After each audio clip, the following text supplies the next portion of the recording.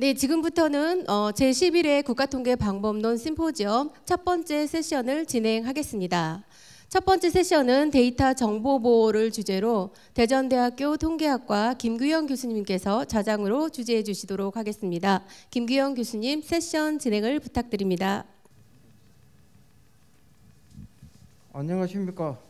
저는 이번 제11회 국가통계방법론 심포지엄에 장을 여는 첫 번째 세션의 좌장을 맡은 대전대학교 김규영입니다.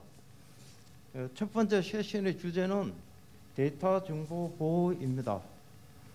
데이터 경제 시대에서 당연히 데이터의 활용성을 제고해야 하지만 이에는 필연적으로 따르는 개인정보 보호 문제가 발생하게 됩니다.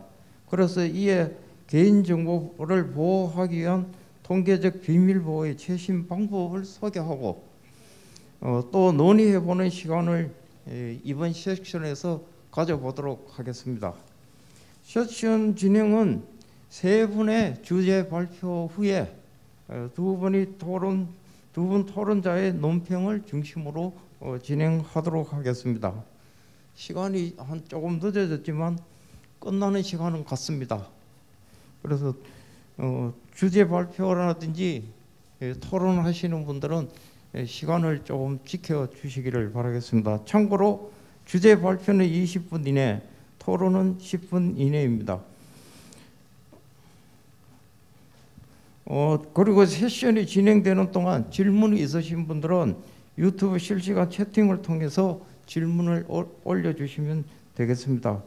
그럼 첫 번째 발표로 세종대학교 인공지능융합연구센터 박나리 연구원님께서 컷 기법을 이용한 재현자료 작성, 기업통계 등록부 및 종사자 기업체 연계 DB를 주제로 해서 발표를 해주시겠는데 지금 현장 참석이 어려우신 관계로 온라인으로 지금 참석하시고 계십니다.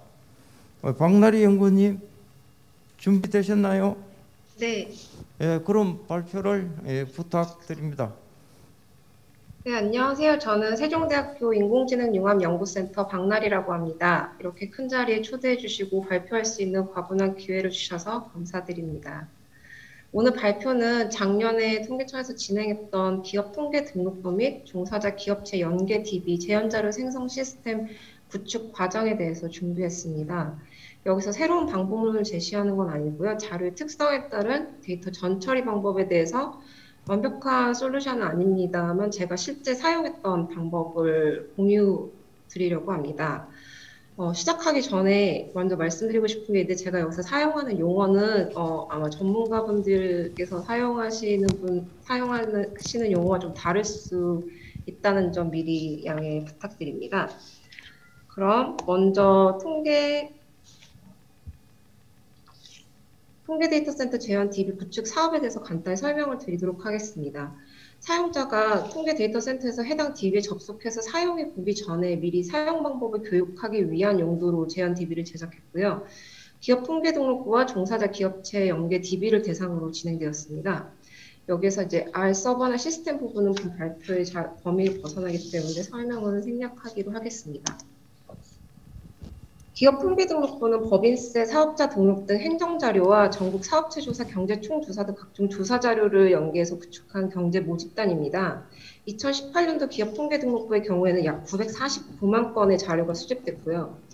종사자 기업체 연계 DB는 사회보험 자료와 국세청 자료 기반으로 통합됐으며 2018년에는 약 4,931만 건의 근로 기록이 수집되었습니다. 두 자료는 기업체 고유번호로 조인 가능하고요. 그렇다면 이제 각 테이블의 구조를 자세히 살펴보도록 하겠습니다. 기업 통계등록부에 대해서 조금 자세히 설명을 드리자면 한 명의 개인이 여러 개의 사업자를 등록했을 때 이 사업체 수와 상관없이 대표자 한 명을 기준으로 해서 모두가 하나의 사업체를 처리된 동일 대표자 기준이 하나 있고요. 사업체 각각이 모두 각각 사업자 등록 번호를 가지는 사업자 등록번호 기준으로 구축된 두 가지 버전이 있습니다. 각 테이블은 대표자, 사업체, 그리고 해당 사업체에 속한 기업체 정보가 다 각각 하나의 행으로 구성이 되어 있고요. 대표자 정보로는 대표자를 구별하기 위한 개인 대체 식별번호, 성별, 출생 연도가 있습니다. 기업체 정보는 기업체 행정구역, 해당 연도 내 폐업 여부와 등록일자, 폐업일자, 산업분류코드, 조직 구분코드, 매출액 및 종사자 수를 포함하고 있습니다. 여기서 그림을 보시면 대표자 2번처럼 한 명의 대표자가 여러 개 사업체를 가질 수가 있고요. 각 사업체는 한 개 이상의 기업체로 구성이 될 수 있습니다. 이렇게 기업 통계 등록부는 원래 여러 개 사업체가 여러 개 기업체를 가질 수 있는 그 다대다 구조를 가지고 있지만 제가 제한 DB 제작을 할 당시에는 사업체와 기업체를 연결을 해줄 수 있는 그 종된 번호라는 변수가 같이 제공이 되지 않았기 때문에 일단 하나의 사업체가 하나의 기업체를 가진다는 1대1 자료로 가정을 하고 제한 DB를 제작했습니다. 여기에 반해서 이제 종사자 기업체 연계 DB는 종사자 구별을 위한 개인 대체 식별 번호와 연령, 성별, 주거지 행정구역 코드, 해당 연도 내 근무한 근무지별 근무 시작일과 종료일, 이런 기본 정보 외에도 근무지마다 이제 사회보험에 가입되었는지 여부, 그리고 그 자료의 출처가 다 모두 구분이 되어 있었습니다. 근무 시작일과 종료일로도 산출이 가능하지만 이 정보가 누락됐다고 해도 기록될 수 있는 근무 일수 아니면 개월수, 연말 근로 여부 정보 또한 포함이 되어 있습니다. 기업체에 대한 정보는 기업체 식별번호와 행정구역, 산업분류, 총종사자 수 등을 함께 제공하고 있습니다. 자료의 구조를 좀 더 살펴보면 종사자 기업체 연계 DB는 한 명의 종사자가 해당 연도 내 여러 개의 근무지 기록을 가질 수가 있습니다. 여기 그림에 보시는 것처럼 종사자 1은 2018년도에 한 직장에서 계속 근무를 했지만 종사자 2는 각기 다른 세 개의 기업체에서 근무한 기록이 있고요. 종사자 3의 경우는 기업체 A에서 연초에 근무를 했다가 퇴직하고 다시 연말에 동일한 기업체에 근무하고 있는 기록이 있습니다. 여기 10번 행에 보이는 것처럼 종사자의 정보 대체 식별번호가 없다던가 아니면 뭐 성별, 연령, 주거지 정보가 누락되어 있어도 세금 보고나 어떤 다른 자료를 통해서 생산활동을 했다고 보여지는 기록도 같이 수집이 되어 있는데요. 이 종사자는 사실 종사자 1번부터 4번 중에 한 명일 수도 있고 아니면 종사자 5번이라는 다른 종사자 5번이라는 정보를 가질 수도 있습니다. 그래서 기업 통계 등록부처럼 제가 1대1이라고 가정을 하긴 했지만 1대1 구조를 가진 자료는 이제 카트나 다른 재형 기법을 적용할 때 동일 객체 내에서 관찰되는 시간적 통계적 특성을 신경 쓰지 않아도 되는 경우가 많습니다. 물론 데이터마다 다르겠지만 간단하게 인구 통계자를 예로 생각해 보면 다른 객체 간의 분포는 유일 객체를 잘 조절해서 노출 위험과 재현자로 성능간 트레이드오프를 계산하는 게 주 목적이 되는데 종사자 기업체 연계 DB처럼 하나의 동일한 객체가 여러 개의 기록을 가지고 있으면 이제 노출 위험 측정은 둘째 치더라도 동일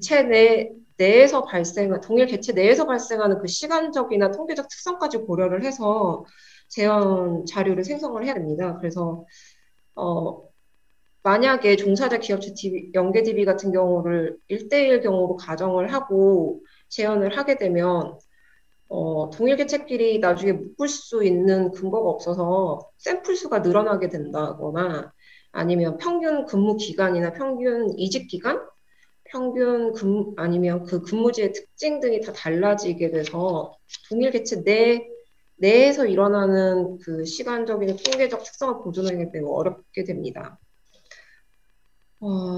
그리고 여기서 조금 더 어려웠던 건 행정구역별 기업체 정보를 어떻게 처리해야 되냐는 거였는데요. 이게 정책적인 이유 등으로 어떤 특정 지역에 기업체가 들어가 있는 경우에는 쉽게 식별이 가능하기도 했고, 그렇다고 그걸 변형을 해서 제한 자료에 넣으면 실제와 맞지 않는 경우가 있어서 어떻게 처리해야 되는지 좀 고민이 됐었습니다.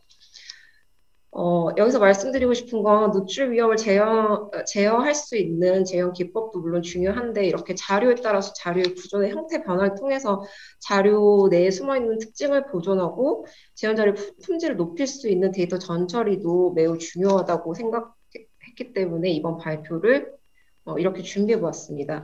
물론 제한적이고 완벽하진 않지만 제가 실제 겪었던 시행착오를 공유해 드리려고 합니다. 여기서부터는 이제 종사자 기업체 연계 DB를 짧게 SBRC라고 부르겠습니다. 다대다 구조를 가지는 이 SBRC를 재현하기 위해서 저는 먼저 개인 대체 식별번호가 있는 종사자와 없는 종사자를 구분을 했습니다. 지금 SBRC는 아까 말씀드렸듯이 약 5천만 개 정도의 기록을 가지고 있는데 잘 아시겠지만 대한민국 5천만 국민이 모두가 다 근로자는 아니고요. 그래서 동일 종사자가 여러 기록을 가지고 있기 때문에 이렇게 자료가 5천만 개가 나오는 겁니다. 그래서 먼저 식별번호가 없는 그룹은 다른 종사자와 묶을 수가 없기 때문에 각각 하나의 개체가 하나의 정보를 가진다고 가정을 해서 한 명이 하나의 근무지를 가졌다고 가정을 하고 이 부분만 따로 재현을 합니다. 그리고 두 번째로 개인 대체 식별번호가 있는 종사자 정보는 각 종사자별 해당 연도 내에서 몇 개의 근무지를 가졌는지에 따라서 그룹을 다시 한번 나누게 됩니다. 이때 그 근무지 개수를 셀 때는 동일한 근무지라고 하더라도 퇴사 후 입사로 기록됐기 때문에 중복을 허용해서 동일 근무지 중복을 허용해서 카운트를 했고요. 개인 대체 식별번호가 존재하는 종사자 그룹 중에 한 명의 종사자에게 관찰된 최대 근무지 수는 143개였거든요. 그게 아마 일용직이거나 단기 알바 같은 근무 형태이지 않을까 생각됩니다. 여기에서 1대1로 가정하거나 했던 부분은 사실 이 사업은 사용자들이 이제 자료가 누락됐거나 오타나 오류가 난 자료를 보고 당황하지 않도록 미리 교육한 용도로 시작됐기 때문에 빈값을 채운다거나 오류를 보정하는 등의 임퓨테이션을 생각하지 않았습니다. 그래서 먼저 근무지가 하나로 분류된 그룹은 1대1로 가정을 했거나 아니면 개인 하나의 근무지만 가졌던 그룹을 하나로 놓고 재현을 했는데요. 여기에서는 이제 비교적 쉽게 카트 기법을 적용을 할 수가 있었는데요. 이거 좀 다른 이야기이긴 하지만 이제 그 패키지 카트 기법을 사용할 수 있는 R 패키지 시트팝이 좀 메모리를 많이 잡아먹은 관계로 좀 배치를 나눠서 했습니다. 그래서 근무지의 행정구역 코드별로 좀 배치를 나눠서 따로 재현을 한 부분이 여기 그림에 나와 있습니다. 그리고 이제 근무지가 2개 이상인 그룹의 재현이 좀 복잡했는데요. 종사자별로 이제 근무지 수나 순서를 고려하지 않고 자료를 재현해버리게 되면 각각의 기록이 이제 동일인지 아닌지 알 수가 없게 되고 또 종사자의 이직이나 취직 활동에 관련된 전반적인 정보가 보존이 되지 못하고 왜곡이 되기 때문에 이를 해결하기 위해서 해당 연도 내에 이제 그 2018년 자료 내에 종사자별 총 근무지 수와 근무 순서 그리고 종사자별 근무지를 각각 구분을 해서 기업체 고유번호를 새로 설정을 하고 하위 그룹을 생성한 다음에 따로 각각 재현을 했습니다. 그림과 같이 보여드리면 개인 식별번호가 존재하고 2개 이상의 근무지가 2개 이상의 그룹에서 먼저 기업체 식별번호로 중복을 허용하는 근무지수 변수 n을 먼저 새로 생성을 합니다. 종사자별 이제 근무지 식별번호 변수를 주는데요. 여기 나와 있는 이 first order라는 컬럼입니다. 이게 종사자 1은 기업체 A가 1로 되어 있고요. 종사자 2에서는 기업체 B가 1, A가 2, C가 3 이런 식으로 식별번호처럼 주어집니다. 이때 종사자 1과 2가 동일 기업체 A에 같이 근무를 했다라고 하더라도 이 기업체 구분 코드는 그 순서를 놓고 근무한 순서대로 나열을 해서 식별번호를 줬기 때문에 죄송합니다. 줬기 때문에 그럴 수 있고요. 그 다음에 마지막으로는 그 세컨 오더라고 되어 있는 부분이 마지막으로 이제 근무한 순서대로 번호를 매기는 형식으로 이제 근무 순서 변수라고 생각을 하시면 될 것 같습니다.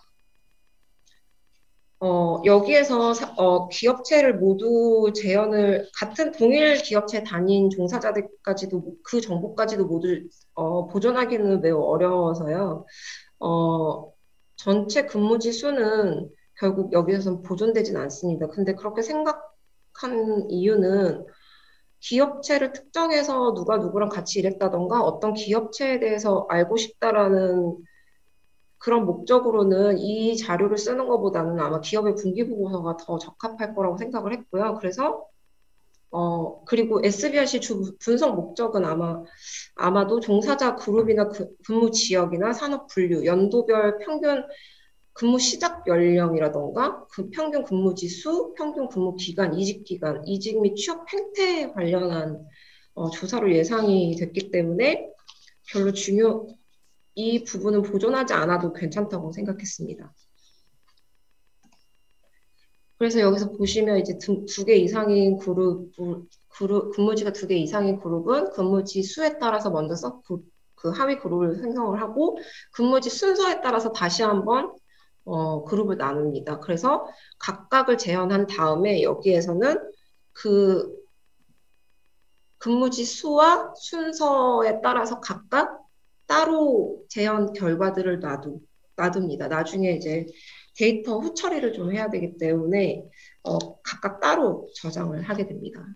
여기에서도 마찬가지로 서울 같은 경우에는 굉장히 그 샘플 수가 많기 때문에 기업체 행정구역 코드 등으로 산업분류나 행정구역 코드 등으로 좀 배치를 나눠가지고 진행했습니다. 재현 과정이 끝나면 이제 만약에 5개 근무 순서가 1부터 5까지 5개 테이블이 이제 생성이 되게 되거든요. 재현 결과가. 근데 여기에서는 그 어떤 걸로 사용해도 저는 상관없다고 생각하지만 보통 첫 번째 근무 기록이 가장 정보가 많다고 가정을 하고 누락이 적고 뭐 정보가 가장 충실하게 되어 있다고 가정을 하고 이 종사자 정보를 첫 번째 재현된 그 결과를 가지고 나머지 2번째부터 5번째 테이블에 오버라이트를 합니다. 그렇게 되면 간주할 수 있게 되고요. 이 아이디가 첫 번째 근무 기록의 재현 결과에서는 아이디가 1번인 사람의 종사 정보가 가령 24살이라고 되어 있는데 24살로 재현이 됐는데 아이디 2번째 근무 기록에서는 아이디 1번이 26으로 가령 재현이 됐다고 하면 이 분포 자체는 동일하지만 정확한 숫자로 나오지 않을 수 있기 때문에 이 부분을 맞춰주는 겁니다. 그래서 가령 경기도에 거주하는 20대 여성이 어떤 산업군에 근무했는지가 궁금한 거기 때문에 이전 직장의 정보로 되는 부분이 아니어서 이 부분은 오버라이트로 대체했습니다. 이런 방식을 하면 이 5개 종사자 정보 분포 중에 하나만 선택해서 이렇게 오버라이트를 하게 되면 종사자 그룹별 근무지 정보의 근무 행태도 순서대로 보존이 되고 종사자 수가 늘어나지 않고 그 동일 개체 내에서 시간적 근무지 정보도 어느 정도 보존이 된다고 생각합니다. 이 외에도 데이터 변형이 좀 필요했던 부분은 이제 근무 시작 일자인데 날짜 형태는 그대로 재현하기가 어렵기 때문에 맨 처음에는 자료에 그 이전 근무지의 종료 일자 이후에 다음 근무지로 이직할 때까지 걸린 그 기간을 이렇게 설정을 했었는데 이 데이터가 어떤 종사자들이 이렇게 어떤 한 직장에 근무를 하고 퇴직한 다음에 이렇게 다른 근무지에서 근무하는 게 아니라 여기에서도 일을 하면서 다른 데서도 일을 하는 오버랩 구간이 되게 많더라고요. 그래서 음수가 발생을 해가지고 원자료 형태가 복구가 안 되는 문제가 있었습니다. 그래서 여기에서는 구직 기간으로 이렇게 구직 기간으로 생각하고 변환을 하는 게 무리가 있어서 최초 근무 시작, 종사자별 근무 시작 연도를 산출한 다음에 그 해 1월 1일부터 경관 일수로 대신해서 제언을 했습니다. 종료 일자도 마찬가지인데 여기에서도 맨 처음에는 그 근무 시작일부터 종료일까지 걸린 일을 계산을 해서 했는데 이게 순서대로 가는 게 아니라 오버랩되는 구간들이 있다 보니까 정확한 기간을 재현하기가 어려워서 끝나는 날은 기준연도 12월 30일로 거꾸로 날짜를 계산을 해서 나중에 산출을 했고요. 12월 30 기준연도의 12월 31일까지 1월 1일부터 12월 31일 외에도 뭐 8888, 123 하나 이런 식으로 다른 종료일이 불확실한 자료를 구분하기 위한 다른 날짜 형식이 있어서 각각에다 각각의 0부터 3까지 코드를 줘서 종료 타입이라는 새로운 변수를 생성해서 제안을 했습니다. 마스크를 착용하고 근무하여 주시고 대화 시에는 2m 거리를 유지해 주시기 바랍니다. 마지막으로는 자주 손을 씻고 손으로 눈, 코, 입을 만지지 마시기 바랍니다. 종사자 연령인데요. 이게 매일 3번 이상 반드시 환기하여 주시기 바랍니다. 넷째, 한해 구성원 중에 코로나19 확진자, 자가 격리자, 검사자 및 기타 접촉자가 발생할 경우에는 인지 즉시 학교 보건실로 연락하여 주시기 바랍니다. 네, 종사자 연령은 연속형 변수로 원래 설정이 되어 있었는데 이게 맨 처음 재현을 하고 나면 종사자의 연령보다 근무 시작 일자가 더 앞에 오는 경우가 생겨 이게 정밀하게 조건부 확률 분포가 산출되지 않았을 때는 그래서 이걸 해소하기 위해서 이 사람의 현재 2018년 당시 나이와 근무 시작 당시 연령을 산출을 한 다음에 이걸 재현을 해서 나중에 후처리를 했습니다. 마지막으로는 이렇게 재현된 자료의 성능이나 노출 위험에 대해서 이야기를 하고 싶은데요. 제가 이 결과를 반출을 하기가 굉장히 어려워서 중간 결과밖에 가지고 있는 게 없는데 이때 자료가 너무 크다 보니까 일단 5개 근무지 기록을 가지는 그룹만 가지고 이렇게 성능과 노출평가, 위험평가를 진행했습니다. 그래서 여기에서 단변량 및 이변량 결과에서는 원자료와 좀 많이 비슷하고요.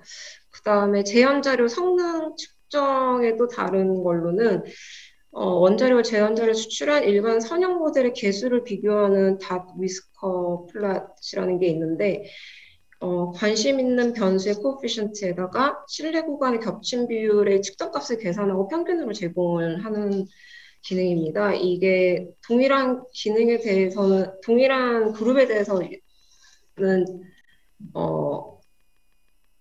지금 여기 이게 SB 기업 통계등록부 결과인데 여기에서는 몇 개 한 3, 4개 정도 변수 빼고 나머지가 다 오버랩 구간이 95%에서 발생을 했고요. 이제 근무지수가 5개인 경우에 약간씩은 빗나가긴 하지만 그래도 오버랩이 상당히 발견은 되었습니다. 제가 이제 기업 통계등록부 노출 위험에 대해서 말씀드리면 기업 통계등록부는 이제 사업체 행정구역과 산업 분리에 대해서 원자료의 유니크한 자료가 다시 유니크하게 재현된 자료의 비율을 산출을 해서 노출 위험을 측정을 했고요. 사용자 분석 목적에 따라서 이제 원자료와 동일하게 재현되거나 재현되지 않고 그대로 재현되는 결과에 포함된 자료는 따로 제거를 한 뒤에 교육용 자료로 제공을 할 수 있는 방식으로 노출 위험을 좀 줄일 수 있을 것 같습니다. 그런데 이 SBRC의 경우에 노출 위험 측정 방식이 조금 행 단위로 볼 수가 없겠더라고요. 왜냐하면 동일 개체에 대해서 첫 번째, 두 번째, 세 번째가 다 각각 재현이 됐는데 첫 번째가 동일하게 재현이 됐다고 해도 만약에 두 번째나 세 번째에서 다르게 재현이 됐을 때도 이걸 똑같이 재현이 됐다고 봐야 되느냐, 이 부분은 조금 더 고민이 필요할 것 같습니다. 그래서 하지만 아마도 노출 위험이 그렇게 그러니까 이 동일 개체에 대해서 모든 정보가 다 맞아야 하기 때문에 여기에서는 산출 방법도 고민을 좀 해봐야 되지만 노출 위험이 그렇게 높지 않다고 판단을 했습니다. 만약에 5개 근무지를 가졌는데 그 중에 하나라도 다른 경우에는 이 종사를 특정할 수 있느냐 없느냐는 조금 더 고민을 해봐야 하니까요. 이상이 제가 오늘 준비한 내용입니다. 좀 기초적인 수준의 내용일 수는 있는데요. 제가 작업 수행하면서 좀 겪었던 일이어서 시간이나 물리적 한계에 대해서 해결한 방법을 공유하는 것에 의의를 두었고요. 실제 데이터랑 통계적 결과를 같이 보여드렸으면 좋았겠지만 반출이 조금 힘들었던 점도 있었고요. 다시 한번 양해 부탁드립니다. 예, JNDE 구현을 하시느라 많은 수고를 하셨군요. 박나래 연구원님 돌발 사항이 있어가지고 발표 중간에 네. 방해 받으신 점 양해를 부탁드리겠습니다. 다음으로는 서울대학교 통계학과 각성우 연구원님께서 Differential Private Goodness of Fit Test for Continuous Random Variable이라는 주제로 발표를 해주시겠습니다. 각성우 연구원님 발표 부탁드리겠습니다. 네, 안녕하세요. 서울대 통계학과 연구원으로 있는 곽승우입니다. 네, 이런 행사에 참여해서 발표할 수 있게 돼서 정말 영광으로 생각하고요. 제가 오늘 하려고 하는 발표는 연속형 변수에 대한 디퍼런셜 프라이버시를 고려한 굿니스 오브 핏 테스트에 대해서 발표를 하도록 하겠습니다. 발표의 개요는 일단 왜 디퍼런셜 프라이버시를 고려하는가에 대해서 먼저 말씀을 드리고, 그리고 디퍼런셜 프라이버시 한국어로 말씀을 드리자면 차등적 정보 보호 또는 차분 프라이버시, 차분 정보 보호와 같이 여러 가지 용어로 사용되고 있는데 저는 오늘 발표에서는 디퍼런셜 프라이버시라는 용어로 통일해서 사용을 하도록 하겠습니다. 그리고 디퍼런셜 프라이버시의 정의와 특성에 대해서 잠시 말씀을 드리고요. 이 디퍼런셜 프라이버시를 고려한 굿니스 오브 핏 테스트 방법을 몇 가지를 소개를 해드리겠습니다. 그리고 컨티뉴어스 랜덤 베리어블의 이제 연속형 변수에 대해서 이제 굿니스 오브 핏 테스트를 적용하기 위해 사용한 디스크리타이제이션, 그러니까 이산화 방법을 이제 소개를 드리고요. 이산화 방법과 디퍼런셜 프라이버시를 고려한 굿니스 오브 핏 테스트를 시뮬레이션 데이터와 리얼 데이터에 적용한 결과를 보고 이번 발표를 마치도록 하겠습니다. 디퍼런셜 프라이버시를 왜 고려하게 되는가에 대해서 말씀을 드리자면 저희는 많은 자료가 있으면 더 좋은 모형, 그러니까 더 설명을 잘하는 모형 내지는 예측을 잘하는 모형을 개발을 할 수 있다고 믿고 있습니다. 근데 이런 자료들을 분석을 한 결과를 배포를 하거나 이 자료를 배포하는 과정에서 포함되어 있는 개인의 정보 내지는 민감한 정보들이 유출될 가능성이 위험이 존재하고 있습니다. 따라서 기존의 방법에서는 개인을 식별 가능한 정보, 예를 들어서 전화번호라든가 이런 정보들을 익명화하는 그런 방법을 사용을 했는데 그것이 이제 충분하지 않다라는 것을 이제 몇 가지 연구에서 보여줬습니다. 한 가지 대표적인 예로 링키지 어택이라는 게 있는데요. 링키지 어택이 하는 것은 익명화되어 있는 자료 외에 그 자료와 비슷한 정보를 가지고 있는 내지는 그 자료와 비슷한 특성을 가진 다른 접근 가능한 자료를 이용을 해서 익명화되어 있는 자료에 어떤 개인이 포함되어 있는지 아닌지를 밝혀내는 것을 링키지 어택이라고 합니다.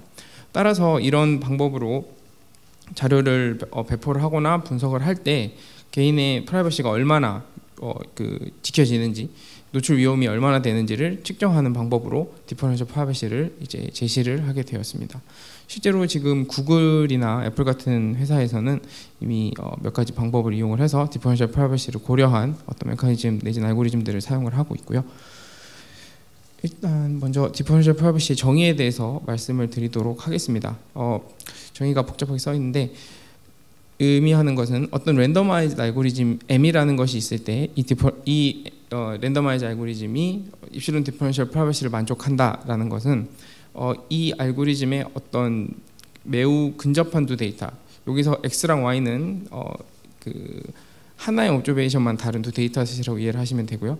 그것을 입력을 했을 때 랜더마이즈 알고리즘이 같은 아웃풋을, 그러니까 같은 결과값을 그 반환할 확률이 어떤 익스포넨셜의 입실론 값에 이제 바운드가 되는 경우에 이 랜더마이즈 알고리즘 M이 입실론 디퍼런셜 프라이버시를 만족한다라고 합니다.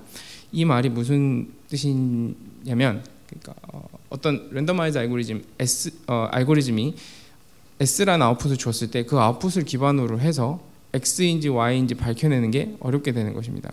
S라는 아웃풋을 줄 수 있는 확률이 비슷하기 때문에 이 알고리즘에 사용된 원래 데이터가 X인지 Y인지 분간하기 어렵게 되고, 그로써 X랑 Y, X 또는 Y에 있는 어떤 한 개인의 프라이버시를 지키는 방식이 되는 것이죠.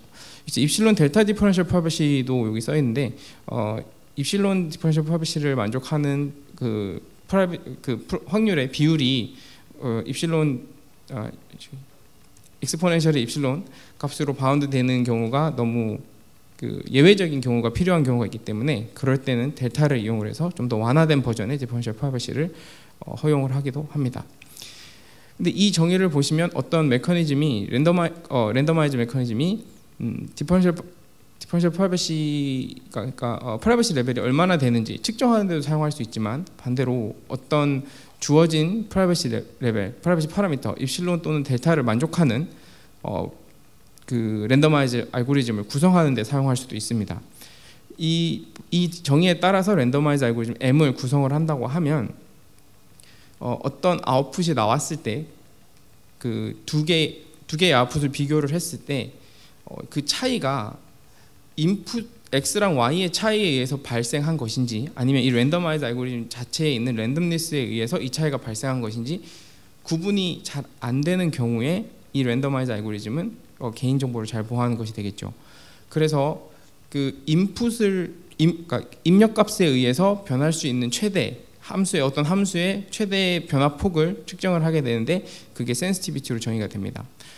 이 센시티비티를 알 때 그 함수를 저희는 이제 랜더마이즈 할 수 있고 랜더마이즈 알고리즘으로 바꿀 수 있는데, 그것이 이제 여기 나와 있는 랜더마이제이션 메커니즘이라고 제시가 되어 있습니다. 보시면 fx라는 함수를 주어졌을 때 그 함수의 센시티비티를 측정을 하고 그에 맞게 어떤 랜덤 노이즈를 만들어서 이제 그 함수의 아웃풋에 더하면 그 더한 결과 나온 아웃풋은 디퍼런셜리 프라이빗한 결과라고 이제 제시가 됩니다. 랜덤 노이즈가 라플라스 디스트리뷰션에서 얻어졌을 때는 라플라스 메커니즘이라고 하고, 그 결과는 입실론 디퍼런셜 프라이빗이 만족을 하게 되고요.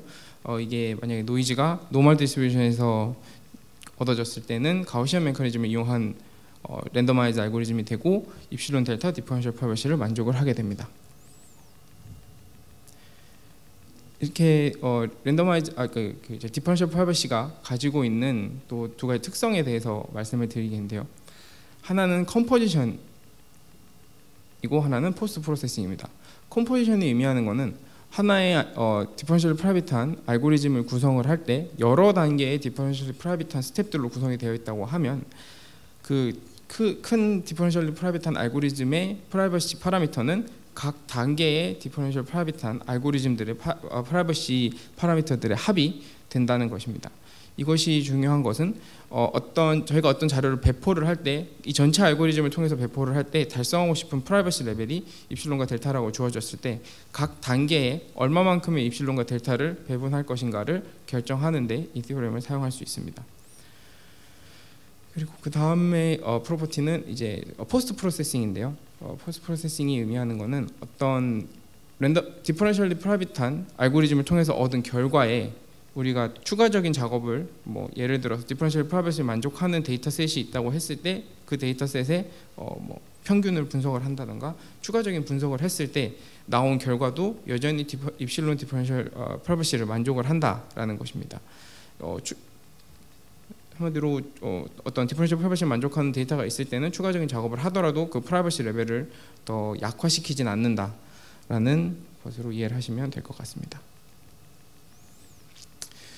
그리고 기존의 처음에 말씀드린 디퍼런셜 프라이버시의 정의가 두 확률의 어떤 상한에 대한 얘기를 하고 있는데 그 상한을 만족하는 것을 조금 더 완화시키기 위해서 두 확률의 비율이 아닌 두 확률의 레니 다이버전스를 이용을 해서 정의를 내린 것도 있는데 그게 이제 제로 컨센트레이트 디퍼런셜 프라이버시 GCDP라고 하는 방법입니다.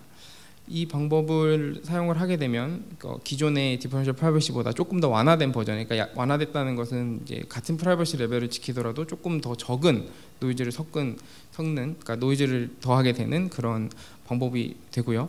이 GCDP를 만족하는 메커니즘은 가우시안 메커니즘을 이용을 해서 이제 만들 수 있습니다. 그 다음에 나와 있는 띠오렘이 의미하는 것은 이 GCDP를 만족하는 어떤 그 GCDP를 만족하는 아웃풋이 있을 때는 그것이 입실론 디퍼런셜 프라이버시 또는 입실론 델타 디퍼런셜 프라이버시를 만족하는 다른 결과들과 비교를 할 수 있다라는 것입니다. 그러니까 GCDP를 만족하는 어떤 결과값이 있을 때 그것의 파라미터를 저희가 로우를 사용하고 있는데요. 그 로우를 이용을 해서 기존에 있던 입실론 델타 디퍼런셜 프라이버시로 표현을 한다든가 아니면 입실론 디퍼런셜 프라이버시로 표현이 가능하기 때문에 각 방법을 사용했을 때 그 결과값에 어느 것이 더 효용이 좋은지를 이제 비교를 할 수 있게 됩니다.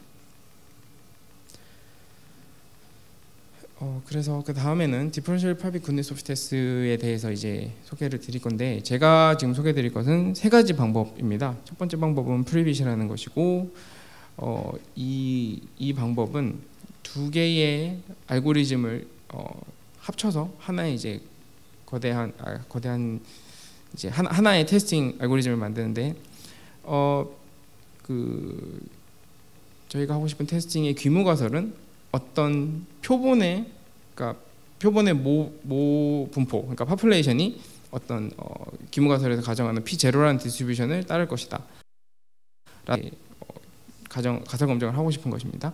그때 이제 규모 가설 이 프리빗 테스트에서는 두 분포 사이의 토탈 베리에이션을 이제 측정해서 그것을 기반으로 이제 규모 가설을 기각을 하든 기각을 하지 않는 그런 식으로 이제 설계가 되어 있습니다. 첫 번째 알고리즘의 첫 번째 단계에서는 라플라스 메커니즘을 이용을 해서 이제 규모 가설을 기각을 하거나 기각을 하지 않는데요. 기각을 하지 않은 경우에 대해서 다시 한번 그 다른 통계적인 방법, 카이스케어 스태티스틱과 비슷한 어떤 통계량을 이용을 해서 이제 기각을 하게 됩니다. 첫 번째 단계는 라플라스 메커니즘을 이용했기 때문에 디퍼런셜리 프라이빗하고요. 두 번째 단계는 규모 가설을 기각하는 확률이 첫 번째 단계를 거치면서 바운드가 돼서 그 인풋이 달라졌을 때 그 규모 가설을 기각하는 그 비율이 어떤 값에 이제 바운드가 되게 됩니다. 따라서 두 번째 단계도 디퍼런셜 프라이버시를 이제 정의를 만족하게 돼서 두 단계가 각각 디퍼런셜 프라이버시를 만족을 하고 컴포지션에 의해서 두 단계 합친 이 프리빗 테스트가 디퍼런셜리 프라이빗하게 됩니다. 그 두 번째로 있는 디퍼런셜리 프라이빗 카이스케어 굿니스 오브 테스트는 저희가 사용하는 카이스케어 검정 통계량을 계산을 할 때 관측치에 어떤 노이즈를 더하게 되는데 라플라스에서 얻은 노이즈를 더하기도 하고 노멀에서 얻은 노이즈를 더하기도 합니다. 이렇게 해서 이제 그러니까 관측치에 노이즈를 더한 다음에 기존에 있던 테스트를 똑같이 하게 되는데요. 이것은 이제 앞에서 말씀드렸던 포스트 프로세싱, 결과적으로 관측치가 디퍼런셜 프라이빗한 관측치를 제네레이트하고 그 디퍼런셜 프라이빗한 값을 가지고 이제 추가적인 카이스케어 검정을 했을 때 이제 그 결과로 나온 검정 결과는 디퍼런셜 프라이빗하다라는 이제 결론에 도달할 수 있습니다. 그리고 마지막으로 있는 GCDP 굿니스 오브 테스트 같은 경우는 그 두 번째 있는 방법의 노이즈를 더할 때 그 앞서 소개해드린 GCDP를 만족하는 가우시안 메커니즘을 적용한 노이즈를 이제 더하게 됩니다. 그래서 다음으로는 컨티뉴어스 그러니까 연속형 변수에 대해서 제가 사용한 이산화 방법에 대해서 이제 설명을 드리도록 하겠습니다. 제가 지금 가정하고 있는 상황에서는 컨티뉴어스 그러니까 연속형 변수가 예를 들어서 정규분포와 같이 어느 양쪽이 됐던 한쪽이 됐던 바운드가 없는 상황을 가정을 하고 이제 디스크리타이제이션을 했는데요. 그 어느 한쪽으로 바운드가 되지 않는다는 것은 이 컨티뉴어스 값들에 대해서 어떤 통계량을 계산을 하게 되면 바운드가 되지 않는, 그러니까 그 센시티비티를 계산하면 센시티비티가 바운드가 되지 않는 그런 상황이 됩니다. 센시티비티가 바운드가 되지 않는다는 것은 라플라스 메커니즘이나 가우시안 메커니즘을 적용을 할 수가 없다는 뜻이 됩니다. 각 그 메커니즘에 사용하는 그 분산이 무한대가 되기 때문에 더할 수가 없는 상태가 됩니다. 따라서 그 센시티비티를 제한하기 위해서 이제 도메인을 쪼개는 방법을 생각을 하게 되었습니다. 어떤 랜덤 베리어블의 도메인을 쪼갤 때 두 가지 방법을 생각할 수 있는데요. 같은 길이에 필요한 구간의 개수가 주어져 있다면 같은 길이에 주어진 D개의 구간이 주어졌다고 하면 D개의 같은 길이의 구간으로 쪼갤 것인가 아니면 D개의 같은 확률을 가지는 구간을 쪼갤 것인가 하는 식으로 접근을 할 수 있습니다. 근데 지금 제가 가정하고 있는 상황에서는 그 같은 길이를 쪼개기 위해서는 상한과 극한이 항상 존재를 해야 되는데 정말 존재하지 않는 경우에는 계산을 할 수가 없어서 이제 저는 같은 확률을 가지는 구간으로 쪼개는 것으로 이제 접근을 하였습니다. 지금 제가 지금 가정하고 있는 상황에서는 규모가설에서 어떤 디스트리뷰션, 그러니까 규모가설에서 가정하고 있는 디스트리뷰션 P0라는 값이 주어져 있기 때문에 이것을 각 인터벌, 각 빈의 구간을 로어 바운드, 어퍼 바운드를 계산을 할 수 있고요. 그래서 각 빈이 가지고 있는 확률은 1 나누기 D가 되게 됩니다. 그렇게 얻은 바운드를 이제 샘플에 적용을 하게 되면 각 빈 또는 카테고리에 이제 몇 개의 관측치가 들어가는지 계산을 할 수 있게 되고요. 그에 따라서 이제 관측치를 가지고 이제 구니스 오피 테스트를 할 수 있게 됩니다. 여기 보여드리는 그림은 이제 예제인데요. 100개의 구간을 쪼갰을 때 왼쪽은 스탠다드 노멀 디스트리뷰션을 100개의 구간을 쪼갰을 때의 경우입니다. 각 빈이 0.01의 확률을 가지고 있고 오른쪽은 다른 디스트리뷰션에 왼쪽에 사용했던 그 바운드를 적용시킨 결과인데요. 저희가 알다시피 T 디스트리뷰션 같은 경우는 노멀에 비해서 더 두꺼운 꼬리를 가지고 있다고 알고 있죠. 그래서 보시면 왼쪽이나 오른쪽 끝에 빈에서 훨씬 높은 노멀 디스트리뷰션보다 훨씬 높은 확률을 가지고 있음을 보실 수 있습니다. 그 다음은 이제 시뮬레이션 어떻게 시뮬레이션 했는지에 대해서 간략하게 말씀을 드리도록 하겠습니다. 규모가설에서 가정하고 있는 분포는 스탠다드, 그러니까 표준 정규 분포고요. 샘플은 표준 정규 분포, 카이 제곱 분포 그리고 지수 분포에서 얻었습니다. 그 샘플 사이즈는 1500부터 2만까지 6개를 고려를 했고 프라이버시 파라미터 같은 경우도 0.1에서 1까지 6개를 고려했습니다. 델타는 일단 지금 제시되는 결과에서는 하나의 값으로 고정을 해 놓았고요. 그 GCDP에 사용되는 파라미터는 입실론과 델타의 그 함수로 표현이 되기 때문에 그것을 어프로시메이트한 값으로 사용을 해서 테스트를 했습니다. 그리고 몇 개의 빈으로 나눌 것인가 D를 계산을 할 때는 샘플 사이즈의 3분의 1승의 어떤 상수를 곱해서 계산을 했습니다. 상수는 3부터 5까지 0.5 간격으로 5개를 생각을 했고요. 테스트 결과는 150번을 반복을 해서 이제 얻은 결과입니다. 첫 번째로 말씀드릴 것은 맨 처음에 봤던 프리빗 테스트인데요. 프리빗 테스트를 보시면 샘플 사이즈가 작은 경우에도 노멀에서, 그러니까 그 표준 정규 분포에서 얻지 않은 표본에 대해서 표준 정규 분포가 아니다라고 잘 기각을 하는 모습을 보이고 있습니다. 그 까만색 선이 밑에 있는데 이게 표본이 표준 정규 분포에서 얻어졌을 때의 결과인데요. 보시면 샘플 사이즈가 커질수록 표준 정규 분포에서 얻은 그 값들을 잘 기각하는 비율이 점점 줄어드는 것을 보실 수 있습니다. 뿐만 아니라 입실론 값에 따라서 더해진 노이즈 양도 달라지기 때문에 그것에 대해서도 이제 결과를 보시면 입실론 0.1일 때랑 0.2일 때를 비교를 해보시면 0.2일 때 더 작은 노이즈를 더하고 더 잘 구분을 하는 것을 보실 수 있습니다. 그리고 그 다음에 이제 디퍼런셜 프라이빗 카이스퀘어 goodness of test를 보실 건데 이 경우는 라플라스 메커니즘을 이용한 결과를 보시겠습니다. 보시면 파란색 점선이 샘플 사이즈가 많이 되기 전에 약간 파워가 떨어지는 모습을 보이고 있는데요. 카이스퀘어 디스트리뷰션은 지금 저 파란색 디스트리뷰션은 카이스퀘어 10, 그러니까 자유도가 10인 경우의 디스트리뷰션입니다. 이 노멀 디스트리뷰션과 비교를 했을 때 차이는 많이 나지 않을 수도 있고요. 그리고 노이즈 영향이 있기 때문에 파워가 떨어지는 것으로 보실 수 있습니다. 특이한 점은 샘플 사이즈가 1500일 때 왼쪽에 각 그래프의 x축이 의미하는 건 빈의 개수를 의미하는데요. 빈의 개수가 늘어날 때 샘플 사이즈가 작은 경우에는 파워가 떨어지는 것을 보실 수 있습니다. 이것은 각 관측치와 노이즈가 더해진 상태로 이제 테스트 스태티스틱을 구성을 하게 되는데 빈의 개수가 늘어남에 따라 노이즈의 영향이 더 커지기 때문에 이런 일이 발생하는 것으로 이해를 하시면 되겠습니다. 입실론 값이 커짐에 따라서 어떻게 변하는지도 보시면 입실론 값이 작다는 것은 노이즈가 크다는 것이고 입실론 값이 크다는 것은 노이즈가 작다는 의미가 됩니다. 따라서 노이즈 영향이 큰 경우에는 파워가 떨어지게 되고 노이즈 영향이 작아지는 경우에는 이제 파워가 높아지는 것을 확인하실 수 있습니다. 그 가우시안 메커니즘 같은 경우는 라플라스 메커니즘에 비해서 훨씬 더 큰 샘플 사이즈를 필요로 하는데요. 입실론 값으로 봤을 때도 더 큰 입실론 값을 입실론 값이 적용이 됐을 때 비슷한 파워를 보이는 것을 확인하실 수 있습니다. 이것은 이제 가우시안 메커니즘이 약간 더 큰 베리언스가 그 노이즈가 더 큰 베리언스를 가지고 있기 때문에 나타나는 현상으로 이해를 하시면 될 것 같습니다.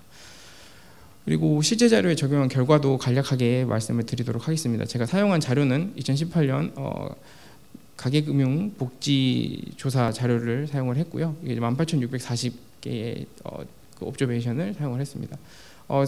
제가 테스트한 변수는 소득 변수인데요. 소득 변수, 임금 소득, 그리고 재산 소득, 그리고 그 사업 소득 정도를 이제 검증을 해 보았습니다.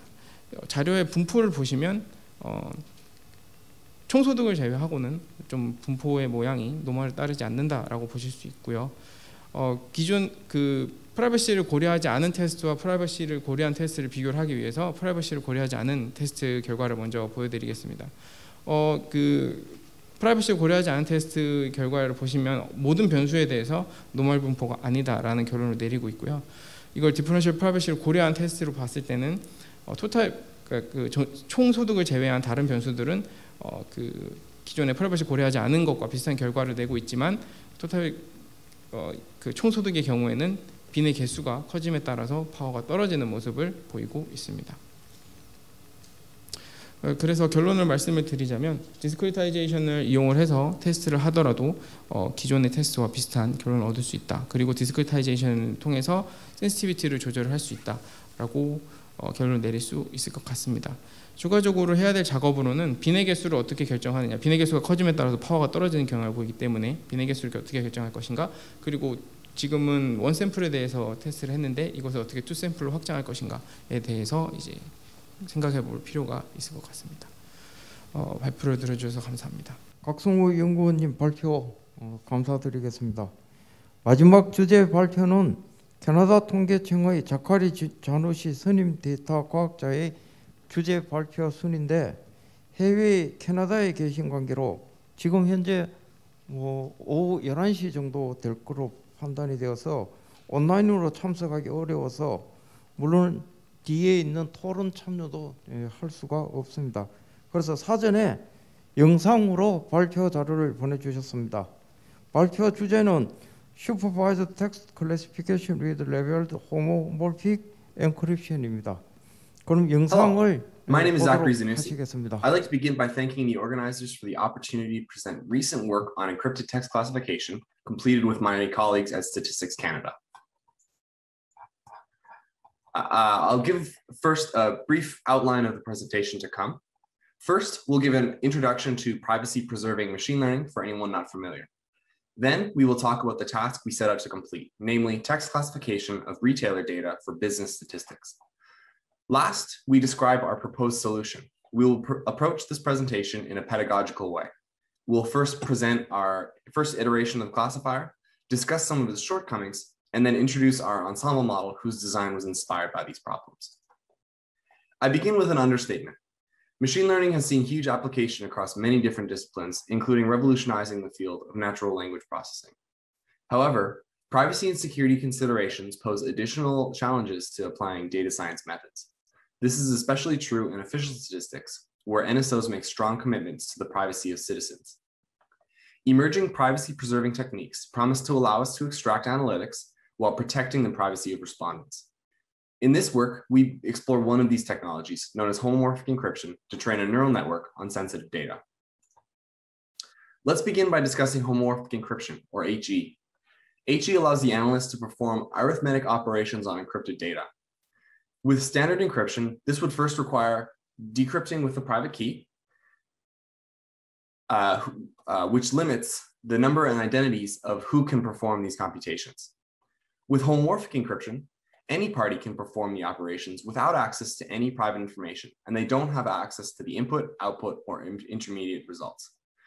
Graphically, we can see that if given encryptions of values A and B, we can homomorphically add them to obtain an encryption of the sum without messing around with keys or decryptions. The same is true with multiplication. Mathematically, this is done by making the encryption map a homomorphism. This applies to delegated computing on sensitive data, on the cloud, for example. Suppose we have a data set D that we would like to apply a function f to, but for some reason this is prohibited. Perhaps f is computationally expensive or proprietary. We can encrypt our data and send it to the cloud, who can apply f homomorphically and then return it to us to decrypt and use. We get our desired results, and the cloud doesn't have access to our data. HE is based on lattice cryptography and believed to be post-quantum secure. It offers an unparalleled level of cryptographic security at the cost of higher computational and storage requirements. Also, the leveled nature of these schemes limits the number of consecutive operations we can perform on a ciphertext before noise accumulates and we need to decrypt. For this project, we use the scheme of Qian, Kim, Kim, and Song, or CKKS. Its support for arithmetic on real numbers makes it perfect for representing the weights of a neural network. We will briefly describe the interface of this scheme. Data is encoded as vectors, and once encrypted, we can component-wise add, subtract, and multiply two ciphertexts. We also may apply an operation called rotation to change which value is in which slot of the ciphertext. The way we put values in slots is called packing, and the structure in which you pack your values has a large impact on the performance of your protocol. The CKKS scheme is leveled, which means that as we perform more operations on the noise in the ciphertext compounds until it overtakes our signal. The built-in mitigations for this noise growth limit the number of consecutive multiplications that can be formed on a ciphertext. Thus, a major restriction on the circuits we can implement is the bounded number of multiplications. Notice that we are restricted by the 3 available arithmetic operations. That means every non-polynomial function needs to be approximated as such. This leads to difficulties implying, say, activation functions, as there is a trade-off between approximate accuracy and circuit depth. We can now start to describe our task. First, we will talk about scanner data, which comes to us from major retailers across Canada, describing transactions that take place in stores throughout the nation. It consists of some identifiers, prices, and retailer descriptions of the products involved. One way that StatCan uses this is to compute the consumer price index, which is a way of measuring the buying power of the Canadian dollar. The first step in the workflow is to standardize the retailer-provided product descriptions into the North American Product Classification System, or NAPS codes. This is because these retailers' descriptions often vary wildly between similar products at different retailers, or even different brands of similar items at a single retailer. NAPS codes are 7-digit codes with a hierarchical structure that makes it easier to compare these similar products. You can see some examples of descriptions and their NAPS codes in the tables pictured. Once the classification is complete, this data is sorted into lists based on the codes and identifiers, and statistics are computed on these values. We at StatsCan have already completed a proof of concept of computing these statistics on the post-ML data. Today, we are presenting the second proof of concept, performing this text classification of retailer descriptions into NAPS codes. Due to a larger organizational shift to cloud practices, this task, which up until now has been completed at a StatCan data center using traditional machine learning methods, needs to be moved to the cloud. The sensitive nature of the scanner data precludes straightforward cloud migration, however. As is the case with many machine learning workflows, the scanner data goes through two main phases: training, where we feed new labeled data into the algorithm, and prediction, where it is fed new unlabeled data in production. This scanner data model is retrained multiple times throughout the year as the retailers take in new and seasonal products. As a proof of concept, we test the feasibility of securing the training routine with HE. It is well known that encrypting any calculation will increase the amount of time and computational power required to compute it. We were also interested in whether encryption would affect the accuracy of our final models. Since this was a proof of concept, we have taken a synthetic data set from the USDA Food Data Database. We sampled 50,000 entries from 5 different NAPS codes to obtain a balanced data set. We find that the standard trust model one finds in the academic literature is stricter than necessary for national statistics organizations, or NSOs. Indeed, contrary to the honest but curious model, where the data holder wants their data to be kept from the consumer, in the official statistics context, we often have data sharing agreements in place that permit the NSO to view and compute on the data. So in our case, we assume that the retailer is willing to share their data with StatCan, but that both of these parties have a strong limit on their computational power. So we can look at the data before computing, and we can compute some simple statistics if we'd like, but our ability to do any pre-processing is limited. We can use this information to inform our model structure and hyperparameters. Since we don't have access to bootstrapping, we will allow ciphertext refreshing, where spent ciphertexts are returned to the secret key holder to be decrypted and re-encrypted at a higher ciphertext level. This process is undesirable, but not prohibitive, since the amount of data to be transferred in either direction is about 10 megabytes per refresh. Finally, we place a lot of importance on getting the training right the first time. We don't want to have to retrain if we end up with a model that isn't performant. These words, distrust, in this image have quotes around them, because while in general, cloud services run reputable practices and do what they can to ensure good data security, we, for the sake of this project, consider the presence or inference of any scattered data or clear text encoding of such to be a breach. Okay, so we use a straightforward delegated computing protocol that proceeds as follows. Statistics Canada, in red, creates and distributes encryption keys, hyperparameters, encoding, and training instructions to the client and cloud.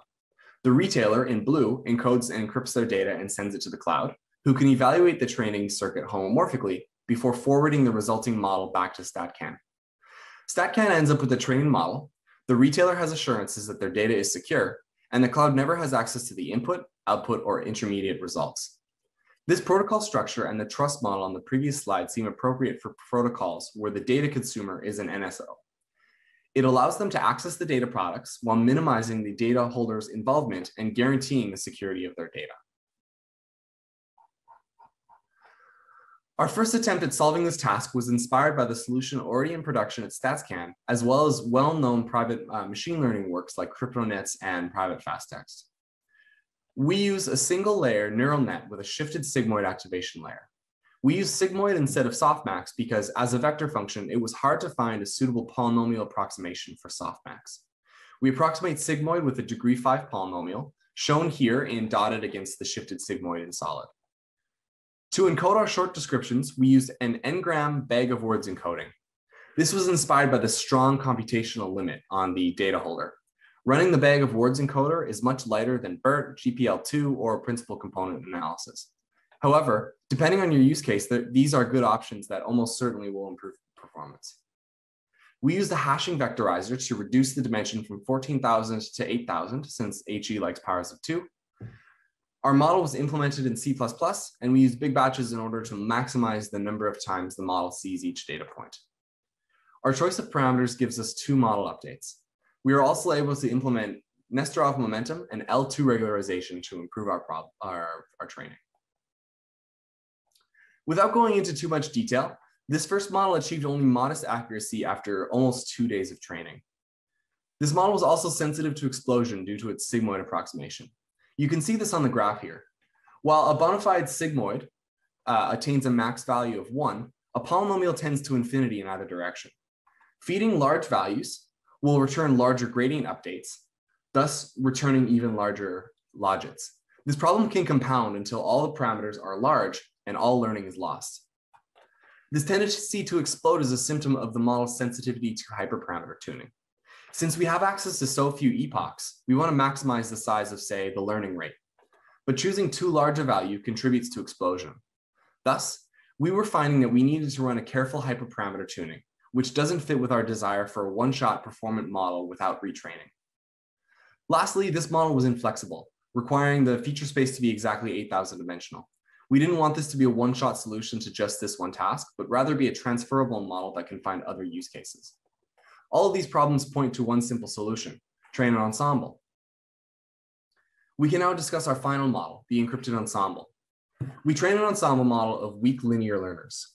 There are a few reasons why an ensemble model is appropriate here. The opportunity to use multiple different hyperparameter combinations at once helps guarantee that we successfully train without observing or repeating the training process. The packed nature of HE ciphertexts allow us to parallelize the training across several models and data entries simultaneously, as well as providing the flexibility to use different pre-processing strategies. And finally, training several models helps mitigate the issue of limited training epochs inherent in HE. Each submodel is a single layer neural network with no activation, and we perform a soft vote to determine the ensemble prediction. We can pack several of these submodels into single ciphertexts. We stripped out activation functions and regularization, but kept Nesterov's momentum. While other groups have used packing to train multiple data points at once, as well as an ensemble logistic regression, to our knowledge, we are the first to consider an encrypted ensemble with a multi-class text classification task with a large feature space such as ours. We have mentioned the leveled nature of the CKKS scheme. The algorithm only allows a bounded number of consecutive multiplications on a ciphertext before too much noise accumulates. In our case, this puts a limit on the number of model updates or epochs that we can perform during training. We have two modes of operation to try to mitigate this limitation. The first we call the tall model. When a ciphertext has expended all of its allowed multiplications, it can be refreshed by being decrypted and re-encrypted. This process requires access to the secret key, which means the cloud must send the expended model to StatCan, who could refresh and return it. This adds a communication cost of sending data back and forth to the protocol, but allows for as many levels as you see fit. We can continue to stack refresh and training steps to this tower until we achieve the accuracy we like. The other is the wide model, which is closer in spirit to the way ensemble models are used in clear text machine learning. We create and train several model ciphertexts in parallel. When one is expended, we create and train a new one. This way we can have as many submodels as we desire, and by controlling which submodel trains on which data, we can hope to maximize our ensemble accuracy, even though each submodel will be weaker by itself. This removes the communication cost. We can continue adding models in this line until we achieve our acceptable performance. We now present some of the results of our experiments. The dataset expansion is a combination of the high memory required for text classification tasks and the data expansion factor of HE. Through these two factors, from 15 megabytes, the data expands to roughly 80 gigabytes. Training a similar non-ensemble model under ideal conditions gives a best case performance in the clear text of about 87% accuracy on the test set. It requires about 3,200 model updates, which is about 100 times more than is feasible with HE. We use model updates instead of epochs to benchmark our model. This refers to the stage in gradient descent where we subtract the gradients from the model and resume forward propagation with the next batch of data. This is because performing these batch updates is what consumes our levels rather than an entire epoch of batches. For a fairer comparison, we also present results for the same clear text model trained with a number of model updates similar to that of the ciphertext. As you can see, we obtain a similar accuracy with all three models, which is considerably higher than the 20% baseline. Both the wide and tall models perform in a similar amount of time, but use a different strategy to continue training after the models run out of ciphertext levels.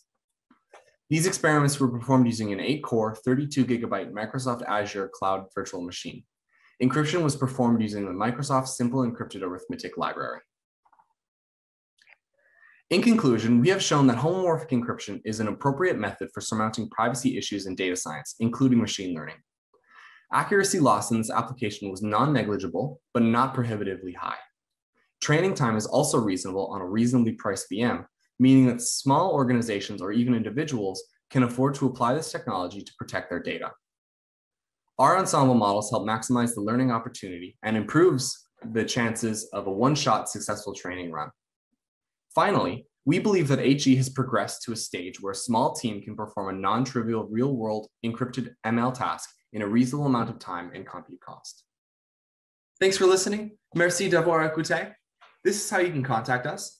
I'd be pleased to continue the discussion either in the question period or sometime in the future.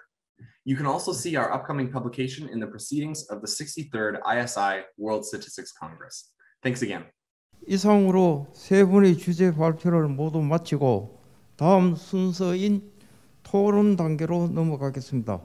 그럼 먼저 서울시립대학교 통계학과 이용희 교수님께서 발표에 대한 논평을 해주시겠는데 역시 현장 참석이 어려우신 관계로 현재 줌으로 참여하고 계십니다. 안녕하세요, 이용희 교수님. 네, 안녕하십니까? 예, 오랜만에 뵙겠습니다. 예, 예, 반갑습니다. 세 분 발표는 잘 들으셨어요? 예, 들었습니다. 예. 예, 그럼 지금부터 주제 발표에 대한 코멘트나 질의를 한 10분 내로 해주시기를 부탁드리겠습니다. 예, 알겠습니다. 세 분 발표 잘 들었고요. 이거 참 큰 심포지움을 개최해 주신 개발원, 그다음에 통계청 감사드리고요. 제가 들은 내용을 가지고 조금 제가 생각도 말씀드리고 질문은 많이 없습니다. 예, 일단 박나리 연구원께서 그 SBRC 가지고 재현 데이터를 만드셨는데요. 제가 제 경험으로 재현 데이터를 만들 때 가장 그 난관이 두 가지입니다. 하나는 제약 조건이 있는 데이터와 두 번째는 우리가 평균 그 너멀처럼 대칭이 아니라 굉장히 뭐 정제적 데이터 스큐드 돼서 꼬리가 긴 자료를 만들 때 재현이 잘 안 됩니다. 근데 지금 박나리 연구원님이 하시는 것들은 한 작업은 제약 조건이 있는 데이터에 여러 가지 다양한 아이디어를 새로운 아이디어를 적용해 주신 것 같아요. 예를 들어서 이 제약 조건이 우리가 열로 그 어떤 변수들 간의 제약 조건이 있을 수도 있고 어떤 레코드 간의 제약 조건이 있을 수가 있는데 레코드 간에 지금 하신 것들은 레코드 간에 즉 우리가 같은 레코드가 해결하시면서 이렇게 새로운 변수를 만들어서 그걸 가지고 하신 거에 대해서 굉장히 저는 인상 깊었고요. 이런 식의 그 제약 조건이 있는 거나 아니면은 굉장히 스큐드된 데이터의 방법은 그렇게 많이 나와 있지 않고요. 요즘 최근 연구에는 베이지한 방법이 많이 나와 있는데 시간도 걸리고 제가 이게 논문을 읽어보니까 특정한 부분에서 재현이 안 되는 그런 사례가 있더라고요. 그래서 어려운 작업을 해주셔서 감사하고요. 또 제 하나는 제가 생각했을 때 저기 여러 개의 같은 사람이 어떤 이직을 하면서 그것이 행해되어 있다면 그게 사실은 행을 뭐 한 사람이 여러 개의 행을 했다면 그 한 사람에 대한 데이터를 다시 열로 바꿔서 이런 식으로 롱 포맷을 그러니까 와이드 포맷을 만들고 그다음에 미싱 데이터에 어떤 제약을 주는 그런 아이디어도 한번 생각해 볼 수 있을 것 같습니다. 예, 아주 저는 인상 깊게 들었고요. 어려운 작업하시는 것 같습니다. 그다음에 곽상우 연구원이 발표해 주신 DP사에서 그 테스트인데 사실 저희가 많은 경우에 이것이 정보 보호를 하건 또는 여러 가지 DP를 만들건 재현 자료를 만들건 사실 우리가 어떤 면에서 자료를 만들어서 우리가 합이나 또는 평균 같은 것처럼 우리가 생각하는 1차 모먼트만 많이 체크를 하지 분산을 체크한다거나 관계를 체크하지는 않습니다. 왜냐하면 우리가 하는 것 중에 하나들이 우리가 통계를 낼 때 그냥 기초 통계 즉 열을 더하고 어떤 데이터를 선택을 해가지고 썸을 내거나 좀 토탈을 내거나 또는 평균을 내거나 그런 식으로 할 때 하는데 보통 이제 테스트를 한다는 건 특별한 분야에 쓰이는 건데 이런 식의 그 DP가 있을 때 DP가 적용됐을 때 즉 디퍼런셜 프라이버시가 적용됐을 때 테스트를 하는 것은 중요한 문제 같습니다. 특히 이런 것들이 중요한 분야가 있을 겁니다. 교육 분야라든가 인구 분야 같은 경우에는 우리가 서울시하고 뭐 우리 어떤 다른 대하고 어떤 같으냐 안 같으냐 가설 검증 같은 거 잘 안 하거든요. 근데 제가 알기로는 교육 분야에서는 이런 교육 효과라든가 어떤 정책 효과를 볼 때 굉장히 많은 지역의 차이를 볼 때 굉장히 많은 테스트를 쓰고요. 그 테스트가 굉장히 중요합니다. 그래서 이런 다양한 연구들이 도움이 될 것 같고요. 또 하나 해결 방법은 제가 안 게 아니라 미국에 제가 알기로는 그 교육 그 데이터를 다루는 국가기관이 있습니다. 제가 기억이 잘 안 나는데 거기서는 국가도 개인도 다 노출 제어된 자료를 씁니다. 그러니까 이게 국가가 원자료를 쓰고 노출 재료를 이용자한테 줘서 이렇게 이용자가 노출 제어된 자료를 쓰게 되면 굉장히 그 혼란이 올 수 있기 때문에 하나의 솔루션으로 물론 이제 그 노이즈를 이제 그렇게 첨가한 건 아니고요. 스와핑해가지고 그룹 스와핑을 한 건데 그렇게 되면 평균하고 분산은 유지되지만 이 코릴레이션 스트럭처가 깨집니다. 약간 깨지게 만들었는데 그거를 이제 우리가 국가기관이 원자료를 쓰고 이용자가 정보 보호된 자료를 쓰면 이 분석이 특히 그 교육에서는 굉장히 많은 뭐 여러분 고급 분석을 하기 때문에 그것이 상충되기 때문에 아예 제가 알기로는 국가도 노출 제한된 자료를 쓰는 걸로 알고 있습니다. 그러니까 곽승우 연구원이 발표해 주신 이런 것들은 특히나 더 많이 이용될 것 같습니다. 자카리 자누시가 그 동영 암호로 된 이제 여러 가지 그 머신러닝 기법에 대해서 캐나다 통계청이 하시는 일을 지금 발표해 주셨는데요. 굉장히 인상 깊고요. 굉장히 어렵습니다. 제 전공이 아니라서 잘 정확하게 이해는 못하지만 하여튼 국가가 사실 동영 암호화된 그 연산이 제가 알기로는 시간이 많이 걸린다고 그러는데 그런 것들을 아마 개선시키는 작업인 것 같습니다. 미국 통계청도 제가 알기로는 뭐 인구 센서스 뷰로죠, 그렇죠? 거기도 아마 DB를 롱텀 그 플랜을 정해서 우리가 계획을 정해서 어떤 정보 보호가 되는 그런 DB 같은 거 그런 거 구축하는 어떤 큰 프로젝트가 있는 걸로 알고 있습니다. 마찬가지로 캐나다 통계청도 있는 것 같은데 사실은 한국 이런 머신러닝이나 AI 또는 이런 정보 보호 분야에서는 사실 우리나라 같은 경우에는 인력이나 또는 여러 가지 방법으로 그거를 모든 것을 한꺼번에 잘 따라가기 쉽지는 않을 것 같습니다. 근데 제가 하나 말씀드리는 거는 이게 기술에서 뒤떨어지면 안 되기 때문에 제일 중요한 거는 리더십이 가장 중요한 거였고요. 사실 이거는 이제 리더십에서 어느 정도 우리가 수준에서 어떻게 따라가야 되고 어떤 방식으로 할 거를 갖다가 잘 생각하셔야 되고 그 리더십에 대한 있어서 거기서 결정이 나오면 모든 것을 한꺼번에 알 수 없지만 단계별로 우리나라도 통계 그 작성 기관이 이 보안에 대해서 어떤 면으로 어떻게 우리가 개선시키고 정책을 우리가 구현해 갈지는 타임라인이나 그런 것들은 꼭 그런 거를 모니터링하거나 그런 거를 생각하는 리더십 그룹이 있어야 될 것 같습니다. 그것이 그래야지 우리가 이런 어려운 굉장히 급속하게 발달되는 AI 머신러닝 환경에 적응할 수 있을 것 같습니다. 제 코멘트는 여기까지입니다. 감사합니다. 예, 이용희 교수님 토론 말씀 감사드리겠습니다. 다음으로는 한밭대학교 정보통신공학과 최동골 교수님께서 코멘트나 질의를 해주시겠습니다.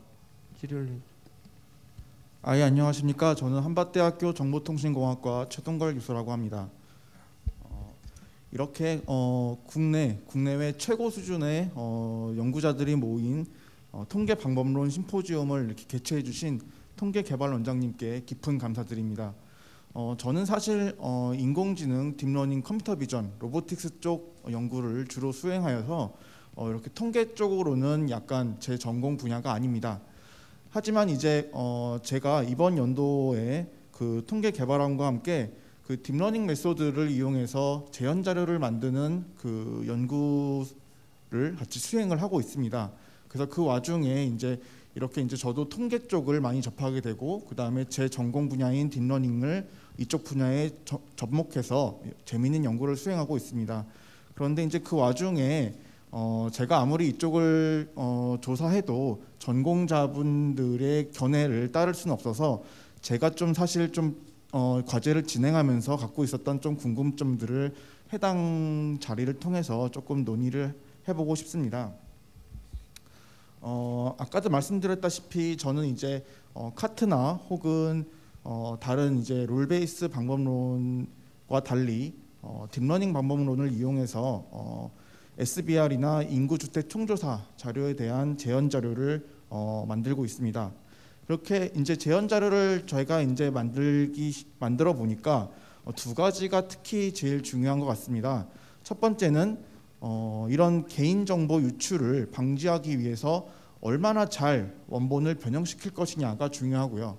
그 다음에는 변형을 시키더라도 어떻게 하면은 이 원본 자료의 특성을 그대로 가져갈 수 있을 것이냐라는 이런 원본 자료의 특성을 어떻게 잘 보호할 것이냐라는 어떻게 보면은 상호 충돌되는 두 개의 니즈가 발생하는 것을 제가 느꼈습니다.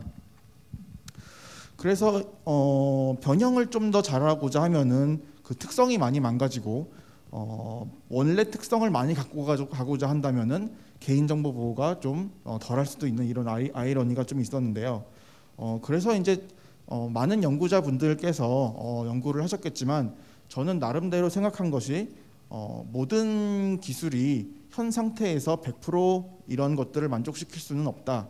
그렇기 때문에 현 니즈에 맞는 방향으로 이 두 가지의 특성을 상호 보완해야 된다고 생각을 하였습니다. 그래서 만약에 이 재현 자료를 만드는 원 목적이 이 통계청 바깥으로 자료가 나가면 안 되기 때문에 그 연구자들이 자신의 연구소에서 이 재현 자료를 가지고 코딩을 하거나 아니면 이렇게 평가를 미리 좀 진행을 해보고 이렇게 조금 시간 소모를 줄여주는 작업인지, 그러니까 예를 들어서 코딩을 완성한 거를 가지고 다시 통계청에 들어와서 원본 자료를 가지고 바로 이제 돌려보기만 하면 결과가 나오니까, 그래서 이런 것이 이제 목적이라면 저는 이제 이런 것을 목적이라고 생각해서 재현 자료를 만드는 방법을 제가 조금 고안을 했습니다.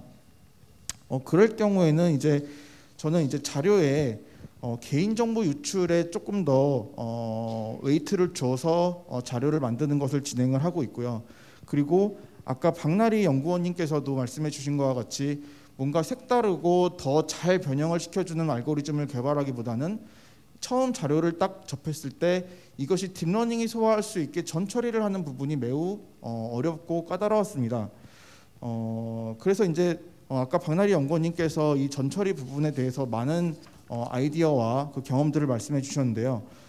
그래서 저희는 지금 딥러닝을 통해서 이 자료들을 어떻게 잘 변형시키냐도 중요하지만 이 전처리를 어떻게 자동화를 할 것이냐에 좀 더 포커스를 저는 두고 있습니다. 그래서 그 딥러닝 네트워크가 스스로 이 테이블에 있는 그 자료들이 예를 들어서 범주형인지 아니면 수치형인지를 스스로 알아내고, 또 예를 들면 생년월일 같이 이런 날짜에 대한 그런 컨스트레인이 있는 것들은 스스로 판단을 해서 오류가 없는 데이터를 스스로 자동화해서 만들 수 있는 것에 저는 지금 현 딥러닝 기술을 적용을 좀 고려를 하고 있습니다.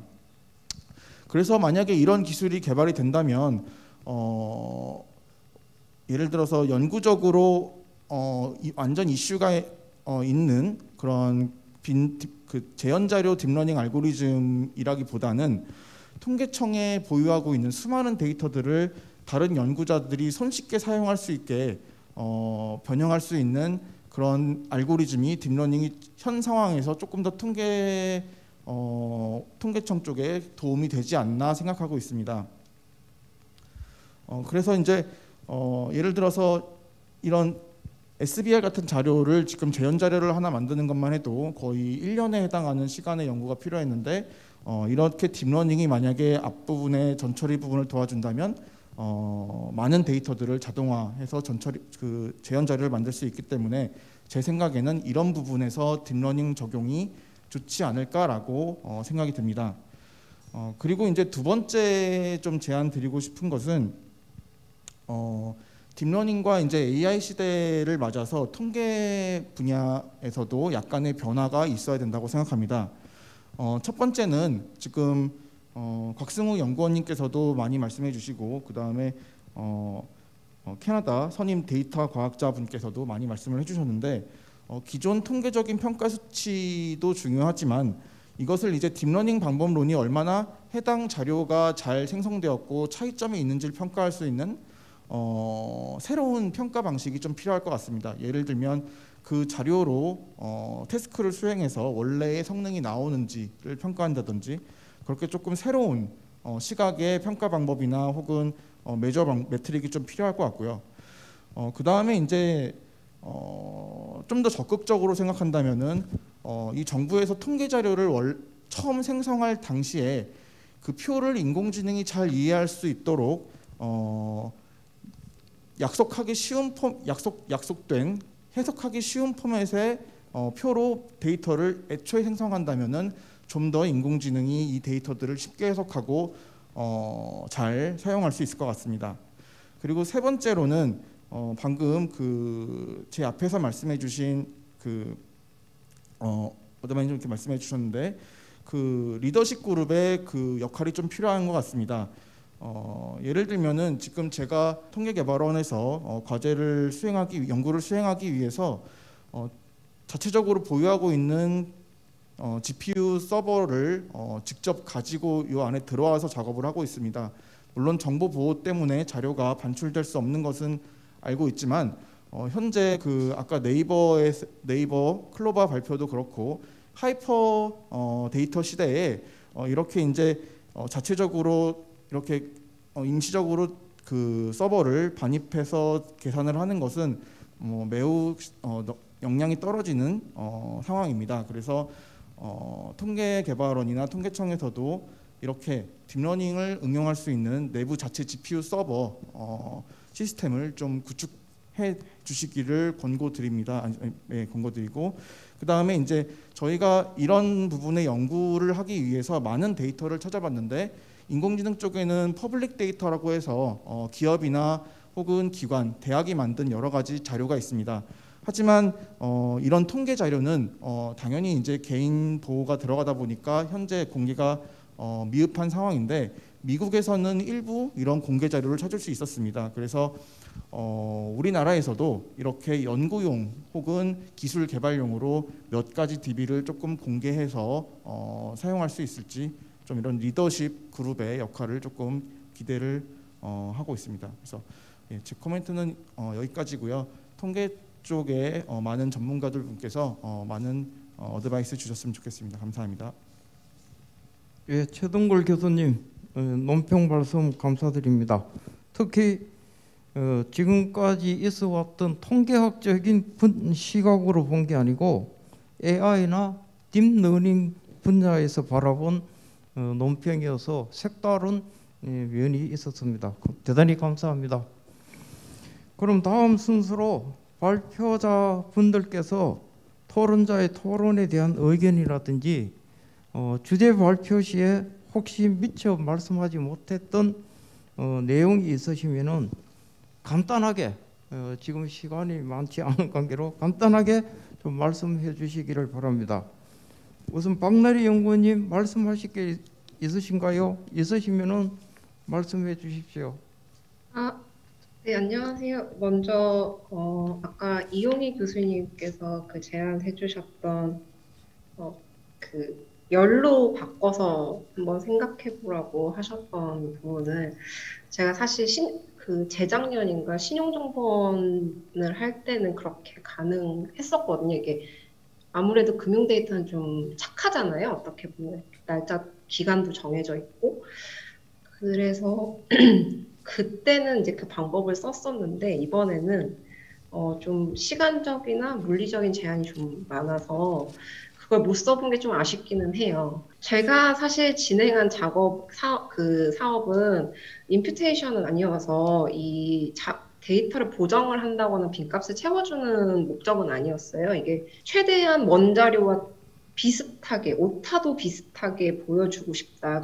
그래야 그 비용을 내고 통계 데이터 센터에 들어와서 시간을 낭비하지 않을 수 있기 때문에 저는 그렇게 진행을 했기 때문에 사실 그 데이터 자동화에 딥러닝을 써보진 않았고요. 근데 제가 지금 참여하고 있는 다른 과제가 이제 다크 데이터 과제가 하나 있는데, 거기에서 이제 메타데이터를 생성한다거나 아니면, 그 문서들 간의 어떤 그래프 네트워크를 빌드업 할 때, 그 일단 원자료가, 이제 이 상황에서는 원자료가 보정이 다 필요하기 때문에 그 부분에서 이제 자동화를 저도 연구를 하고 있는 중입니다. 각성욱 연구원님, 하실 말씀이 있으면 간단하게 좀 네, 코멘트 해주시기 바라겠습니다. 이용희 교수님이 말씀해주신 그 교육 정보라든가 이 부분에 대해서는 저도 잘 모르고 있었던 부분이라 전 참고해서 한번 어떻게 노출 제어를 했는지 연구를 해볼 필요가 있을 것 같고요. 아까 최고동규 교수님께서 자료 평가하는 방식에 대해서 말씀을 하셨는데, 사실은 이 디퍼런셜 프라이버시 커뮤니티에서도 재현 자료를 지금 만드는데 그 리스크를 그러니까 프라이버시가 침해된 리스크를 측정을 하고 싶어 합니다. 그래서 그 디퍼런셜 프라이빗한 데이터를 신세틱하는 방법들이 몇 가지가 제시가 되고 있는데, 문제는 아까 말씀하셨다시피 그 재현된 자료와 원래 자료가 얼마나 비슷한지, 내지는 재현된 자료 유틸리티를 측정하는 게 가장 하나의 문제로 되고 있거든요. 통일되어 있는 사실 방법이 없어서 자기 분석에 맞게 유틸리티 측정하는 경향이 있는데, 이것을 이제 어떻게 하면 좀 더 제너럴한 어떤 유틸리티를 측정하는 메저를 만들 수 있을 것인가, 이 부분에 대해서는 저도 한번 연구를 해볼 가치가 충분히 있다고 생각을 하고 있습니다. 예, 감사합니다. 예, 두 분의 추가적인 말씀 감사드립니다. 다음으로는 질의응답 시간이 되겠습니다. 혹 현장에서 지금 참석하신 분들 중에서 질의가 있으신가요? 예, 개발원장님. 네, 그 발표들을 잘 들었습니다. 앞부분에 좀 그 중간에 다른 미팅이 있어서 좀 놓친 게 있긴 한데, 미리 그 준비하신 자료들을 보고서 이해는 좀 됐던 것 같습니다. 오늘 그 캐나다 통계청에 자카리 자누치가 같이 못한 게 좀 아쉽긴 하네요. 같이 좀 이 시간에 좀 그 질의응답에 같이 응했으면 좋겠다는 생각이 들었는데요. 저는 좀 그 테크니컬한 질문보다 지금 그런 부분들은 이미 이 토론이나 그런 부분을 통해서 말씀들을 나누셨기 때문에, 조금 전에 우리 그 두 분 이제 토론자께서 이용희 교수님, 최동걸 교수님께서 특별히 이 개인정보와 관련된 이런 분야의 그 리더십에 관련된 부분을 좀 그 말씀을 하셨습니다. 저도 참 그 공감하는 그 부분을 말씀을 해주셔서, 그 해외 같은 경우에는 저는 개인정보 같은 경우에는 지금 적어도 3세대가 그동안에 그 진행이 됐다고 생각을 합니다.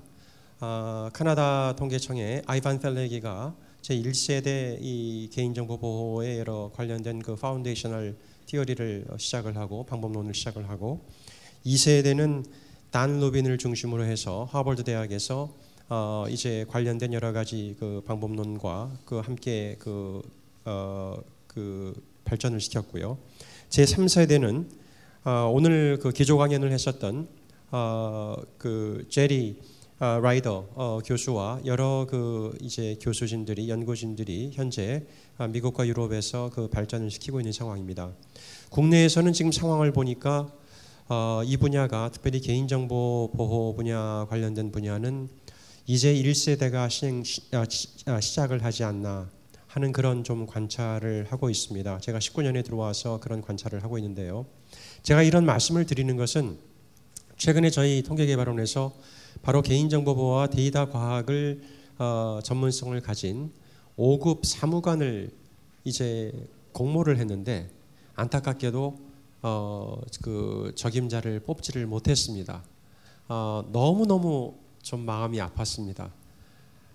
그래서 저는 오히려 오늘 거꾸로 좀 이런 그 심포지움의 자리지만 또 여러 교수님들이 나와 계시고 또 현재 그 토론자들이나 발표자들이나 이 분야와 관련된 그 연구자들, 그 연구 역량들을 좀 체계적으로 잘 그 발전을 시키고 학계와 특별히 그 정부에서 지금 이 분야의 그 전문가들이 너무나 절실하게 필요한 상황인데 찾기가 지금 너무너무 힘들어요.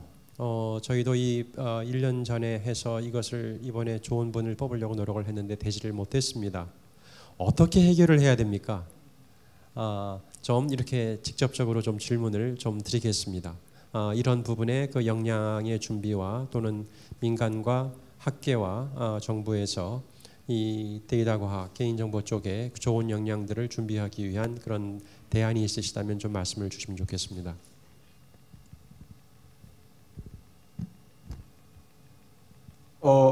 제가 저장님 제가 한마디 말씀드려도 이현희 교수님 말씀해 주세요. 일단 원장님 감사하고요. 이런 심포지움에 참가하게 돼서 영광입니다.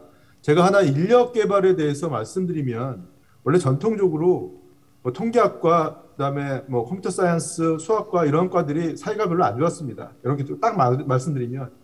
근데 한 7, 8년 전부터 미국 대학들은 같이 공동으로 과목을 만들고 이제 그 인력을 양성하기 시작했습니다.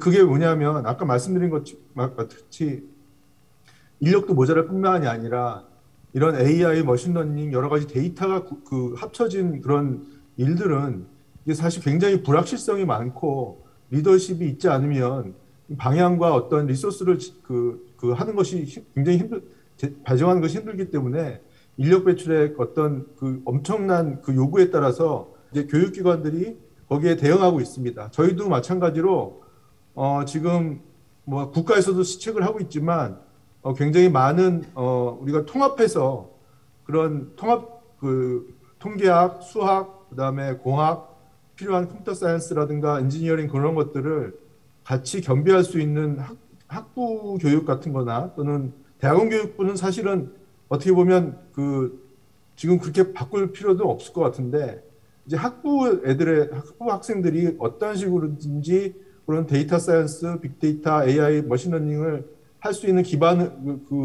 이용할 수 있는 그러니까 어떤 큰 엔지니어를 만드는 게 아니라 그것을 이해하고 이해할 수 있는 그런 교육을 지금 여러 가지로 시도해보고 있습니다. 그러니까 사실 우리나라가 좀 어떻게 보면 선진국보다 한 7, 8년 교육 과정에서 늦은 거죠. 대학에서도 그런 노력을 하고 있다고 말씀드리고요. 나라에서도 지원을 하려고 하는데 약간 한계는 있는 것 같습니다. 예, 감사합니다. 예, 감사합니다. 다음으로는 지금 현재 유튜브 생방송을 시청하고 참여자들 분들께서 많은 질문을 올려주셨는데 시간 관계상 그 중에 하나만 골라서 질문을 드리겠습니다. 각성우 연구원님께 드리는 질문입니다. 시뮬레이션을 할 때 몬테칼로 시뮬레이션을 이용해서 150번, 100번 시뮬레이션을 하셨는데 150번이면 충분한지 그것이 궁금하고 그리고 시뮬레이션을 하는데 시간은 오래 걸리지 않았는지 궁금하다고 질문하셨습니다. 네, 질문해 주셔서 감사합니다. 몬테칼로 방법은 그 소개되어 있는 방법 중에 디퍼런셜리 프라이빗 카이스퀘어 굿니스 오브 테스트에 대해서만 했고요. 그때 사용한 게 이제 라플라스 메커니즘에 대해서 어심토틱한 테스트 스태티스틱의 디스트리뷰션 대신에 몬테칼로를 이용을 했는데 말씀해 주신 대로 150번이 충분한지에 대해서는 이제 말씀을 드리자면 좀 더 큰 샘플 사이즈가 있으면 좀 더 당연히 좋은 결과가 나올 것이고요. 입실론 값에 따라서 그러니까 프라이버시 파라미터의 노이즈의 베리언스가 크게 되면 더 많은 샘플을 사용을 했을 때 더 안정적인 테스트가 되는 건 사실입니다.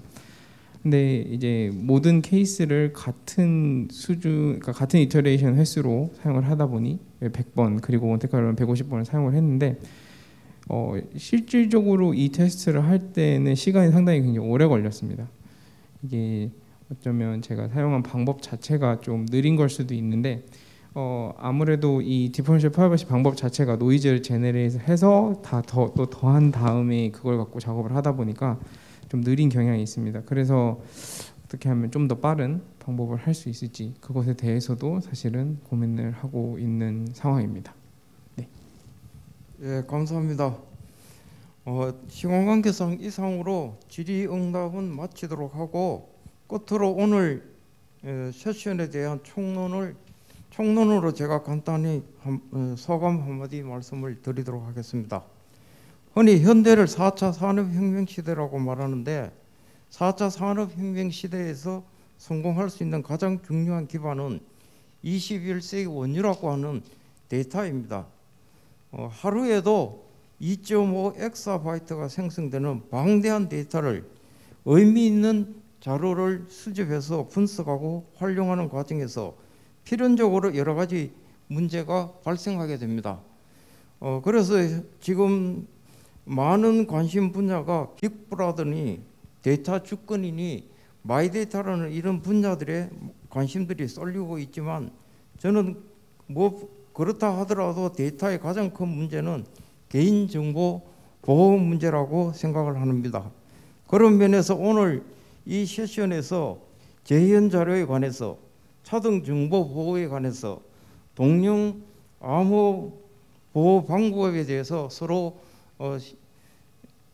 토론을 발표를 하고 토론을 해주신 이 세션은 아주 훌륭한 세션이었다고 생각을 합니다. 이상으로 그리고 이런 비밀 보호를 할 때에 하나를 생각해야 되는 대원칙은 덩칸이 말한 내용이 하나가 있습니다. 최대 허용 위험, 그러니까 맥시멈 톨러런스 리스크를 넘지 않는 범위 내에서 자료를 제공해 준다. 그게 이제 대원칙이라고 말씀을 드릴 수가 있겠습니다. 지금까지 발표와 토론에 수고해 주신 분들과 온라인으로 참여해 주신 모든 분들께 감사의 말씀을 드립니다. 그리고 코로나19의 팬데믹으로 엄중한 상황인데도 이렇게 훌륭한 국가통계방법론 국제심포지엄을 차질 없이 준비하신 전영일 통계개발원장님과 모든 관계자분들에게 감사의 말씀을 드립니다. 그리고 참가하신 모든 분들 코로나에 잘 대응하셔서 건강하시기를 바랍니다. 이상으로 첫 번째 세션을 마치도록 하겠습니다. 감사합니다. 네, 열정적인 발표와 토론을 진행해 주신 5분과 좌정으로 수고해 주신 김규영 교수님 감사합니다. 첫 번째 세션까지 준비된 오전 일정이 마무리되었습니다. 지금부터 점심 식사 시간을 가진 후에 2시부터 다시 오후 세션을 이어가도록 하겠습니다. 그럼 2시에 다시 찾아뵙도록 하겠습니다. 감사합니다.